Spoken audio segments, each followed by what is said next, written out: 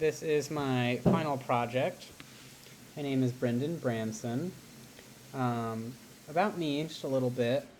Most of my time is spent either managing my Starbucks or working on schoolwork such as this at ASU Online.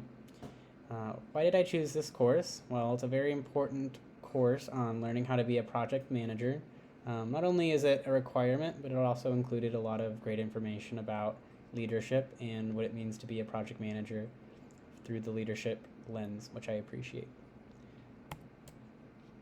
So for the first learning objective, which was all about leadership perspectives, one thing that I learned from this class was that leaders need to be very emotionally intelligent. You're leading a team, and so people are going to be emotional on that team.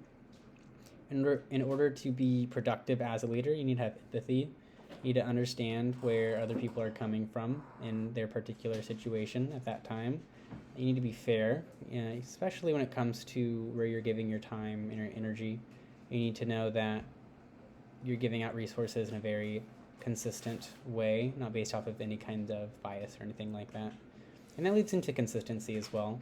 You can't show up differently day to day. You need to be able to be somebody that your people can learn to assume what you're going to be like so they can trust you more.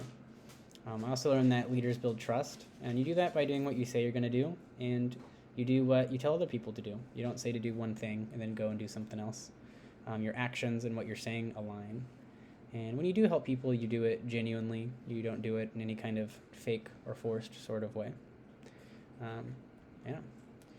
For the next expectation, it was all about scope, resources, and schedule. This was very helpful because it goes into that triple constraint, and all these different aspects are kind of fighting and are at odds. But basically, the scope defines what the job will be. You can think of that sort of as the quality. The resources determine what you have to work with. That could be money or the budget.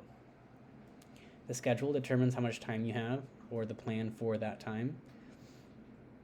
And so to kind of describe the relationship, anytime there's a wider scope, that means that you'll need more resources and maybe more time as well. It just takes more to accomplish a wider scope as opposed to a smaller scope.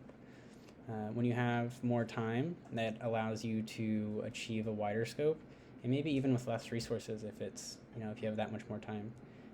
When you have little resources, you need to have a smaller scope, and you need to have more time to be able to accomplish more work with the fewer resources that you have. For the next learning indicator is team morale, quality, and successful projects. So in order to keep up team morale, balance that with quality, and to ensure that your projects are successful, you need to have a realistic plan. You can't just assume that your time targets will always be the most optimistic. You need to be sure that sometimes things do go wrong, and that when you assume that, you can have a more realistic plan. So when your plan is realistic, your team is supported, because as your project goes along, your team sees that you understand how things work and that this plan that they're following is very realistic and your time targets are real, and that you can have trust in that. And so that means that your project matches reality. And you need to protect the scope. So you need to protect your team, and you need to make sure that scope creep doesn't occur, because as the project goes on, different stakeholders will want to increase the amount of work that your team is doing, but you need to make sure that you prohibit that through proper documentation at the start of the project, and sometimes just saying no.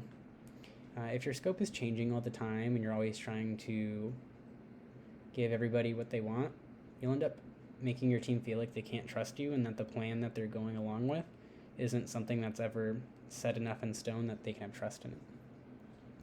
Your team values consistency, and they want to be able to know what to expect day to day. If change does occur, you need to be able to communicate it, because sometimes things do just change and you can't help it.